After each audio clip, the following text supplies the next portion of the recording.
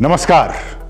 दुनिया में जब भी ब्लड ग्रुप्स की बात होती है, हम आमतौर पर ए, बी, ए बी या फिर ओ ब्लड ग्रुप्स के बारे में ही जानते हैं, लेकिन विज्ञान की दुनिया में इनसे कहीं आगे की एक ऐसी खोज हुई है जिसने मेडिकल साइंस को चौंका दिया है। एक ऐसा ब्लड ग्रुप जो पूरी धरती पर, जी हां, पूरी धरती पर सिर्फ और सिर्फ एक ही इंसान में पाया गया है।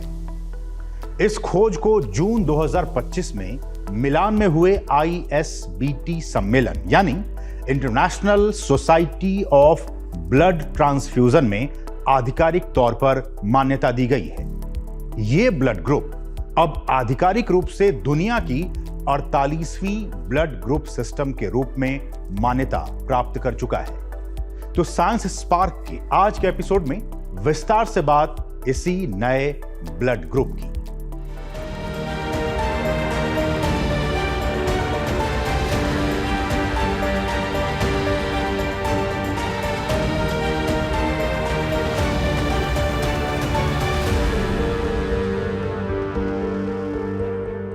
तो पहला सवाल कि क्या है यह वैज्ञानिक खोज और क्या नाम रखा गया है उस नए ब्लड ग्रुप का। दरअसल फ्रांसीसी वैज्ञानिकों ने एक ऐसी खोज की है जिससे मेडिकल वर्ल्ड बिल्कुल ही हैरान है। एक सामान्य ब्लड टेस्ट के दौरान ग्वाडेलूप की एक 68 साल की महिला में दुनिया का सबसे दुर्लभ ब्लड ग्रुप पाया गया है, जिसे ग्वाडा नेगेटिव ये नाम दिया गया है। ग्वाडेलूप एक द्वीप है, एक आइलैंड है जो फ्रांस का एक ओवरसीज रीजन है जो पूर्वी कैरेबियन सागर में लीवार्ड द्वीप समूह में स्थित है। ग्वाडा शब्द दरअसल ग्वाडेलूप द्वीप का स्थानीय नाम है और इस खोज को सम्मान देने के लिए ही इस ब्लड ग्रुप को ग्वाडा नेगेटिव नाम दिया गया है। यह ब्लड ग्रुप इतना अनोखा है कि यह दुनिया में केवल एक ही इंसान में पाया गया है।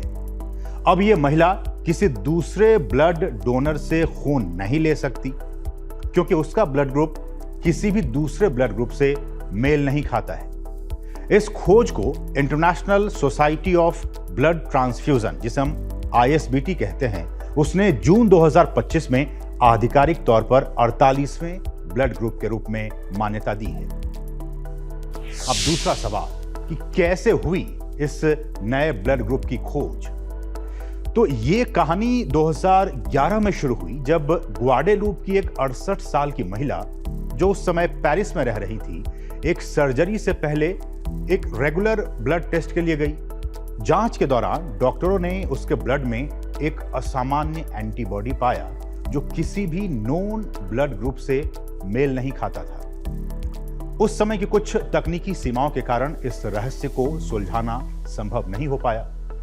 साल 2019 में नई पीढ़ी की DNA सीक्वेंसिंग तकनीक यानी नेक्स्ट जनरेशन सीक्वेंसिंग की मदद से वैज्ञानिकों ने इस महिला के ब्लड का फिर से विश्लेषण किया।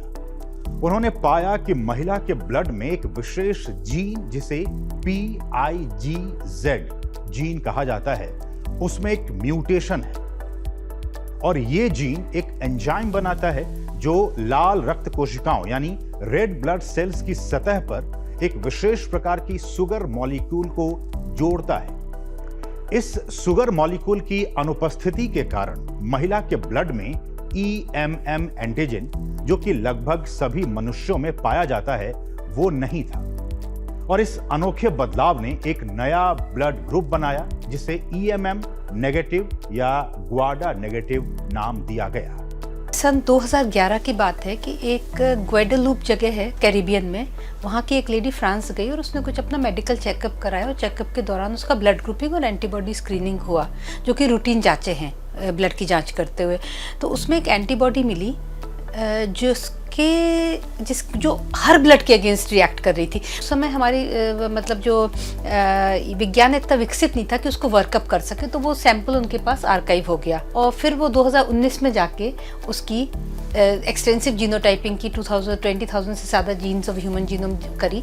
तो एक PIGZ जीन है वो आइडेंटिफाई हुई और वो कॉज थी, उसमें एक म्यूटेशन था जो कि एक शुगर कॉप बनाता था, जिसमें है ना एक ग्लाइकोफॉस्फेटिडाइल इनोसिटॉल एक सब्सटेंस है GPI, उसके फोल्डिंग और उसके 3 डायमेंशनल स्ट्रक्चर में चेंजेस आ रहे थे उस म्यूटेशन के कारण। उसके कारण एक एंटीजन सरफेस पे आया जिसके अगेंस्ट एंटीबॉडी बन गई उस पेशेंट में। जो लोग ग्वाडेलूप से आते हैं उनको ग्वाडा बोला जाता है, तो बस उसी से उस ब्लड ग्रुप का नाम पड़ गया। अब तीसरा सवाल कि ग्वाडा नेगेटिव ब्लड ग्रुप की विशेषताएं क्या है, खासियत क्या है? तो पहली विशेषता है EMM एंटीजन की अनुपस्थिति, यानी ग्वाडा नेगेटिव ब्लड ग्रुप की सबसे बड़ी विशेषता यह है कि इसमें EMM एंटीजन नहीं होता है, जो कि सामान्य रूप से सभी लोगों के रेड ब्लड सेल्स में मौजूद होता है और यही इसे अत्यंत ही दुर्लभ बनाता है। दूसरी विशेषता है कोई मैच नहीं, यानी यह महिला दुनिया में एकमात्र ऐसी महिला है जिसका ब्लड केवल और केवल उसके अपने ब्लड से ही मेल खाता है, मैच होता है। अब तीसरी खासियत क्या है? तीसरी खासियत है जेनेटिक म्यूटेशन, यानी यह ब्लड ग्रुप उस महिला को अपने माता पिता से विरासत में मिला होगा, जी हां, जिनमें से प्रत्येक के पास इस बदली हुई जीन की एक कॉपी थी और इस तरह के केस को होमो रिसेसिव म्यूटेशन कहा जाता है, जिसमें दोनों जीन की दोषपूर्ण कॉपीज एक व्यक्ति को मिलती है।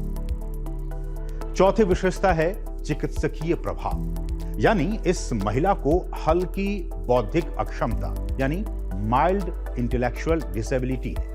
उसने 2 बच्चों को जन्म के समय खो दिया है। वैज्ञानिकों का मानना है कि ये समस्याएं PIGZ जीन में म्यूटेशन से संबंधित हो सकती हैं। अब चौथा सवाल कि इस खोज का साइंटिफिक इंपॉर्टेंस क्या है, वैज्ञानिक महत्व क्या है? तो ग्वाडा नेगेटिव की खोज सिर्फ एक वैज्ञानिक खोज नहीं है, बल्कि इसका मेडिकल के क्षेत्र में काफी व्यापक प्रभाव है, जैसे कि ब्लड ट्रांसफ्यूजन में सुरक्षा। दुर्लभ ब्लड ग्रुप्स की पहचान करना ब्लड ट्रांसफ्यूजन को सुरक्षित बनाने के लिए काफी महत्वपूर्ण है। रेयर ब्लड डोनर रजिस्ट्री, यानी इस खोज ने अंतर्राष्ट्रीय रेयर ब्लड डोनर रजिस्ट्रीज के महत्व को रेखांकित किया है, जो किसी इमरजेंसी में जीवन रक्षक सहायता प्रदान कर सकते हैं। भविष्य की संभावनाएं, वैज्ञानिक अब स्टेम सेल से रेड ब्लड सेल्स विकसित करने पर काम कर रहे हैं, जिन्हें जेनेटिक रूप से संशोधित करके दुर्लभ रक्त समूह जैसे कि ग्वाडा नेगेटिव से मेल खाने के लिए तैयार किया जा सकता है। हमें एक मिल गया है, एक आइडेंटिफाई हो गया एक म्यूटेशन। तो अब अगर हम लार्ज स्केल स्टडीज करेंगे, जो कि पेरिस वालों ने शायद शुरू भी कर दी कैरेबियन आइलैंड्स में ग्वाडेलूप में, कि ये म्यूटेशन और भी है कि नहीं है। आज तक ग्वाडेलूप फीमेल को कोई ब्लड चढ़ानी तो ये नहीं पता कि एंटीबॉडी कितना डैमेज करेगी अगर उसको इनकम्पैटिबल ब्लड चढ़ा दिया गया। तो ये अभी ना साइंटिफिक रिसर्च का एक एरिया बन गया है ये वाला ब्लड ग्रुप। जब तक ये क्लैरिटी नहीं आती कि इसका क्लिनिकल सिग्निफिकेंस कितना है, उस एंटीबॉडी का प्रेवलेंस क्या है, उसके एंटीजन नेगेटिव प्रेवलेंस कितनी है। अब पांचवा सवाल कि दुनिया में अभी कौन कौन से मान्यता प्राप्त ब्लड ग्रुप्स हैं?